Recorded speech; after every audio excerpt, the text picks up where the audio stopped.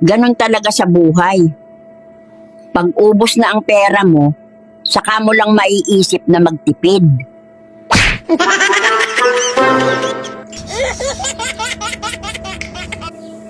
Isa ka rin bang nagtitipid tulad ko?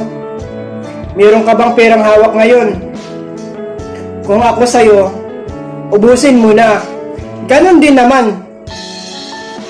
Bukas makalawa, maubos at maubos din yan. Ubusin mo na. Daming sale sa labas. Ubusin mo na yung pera mo.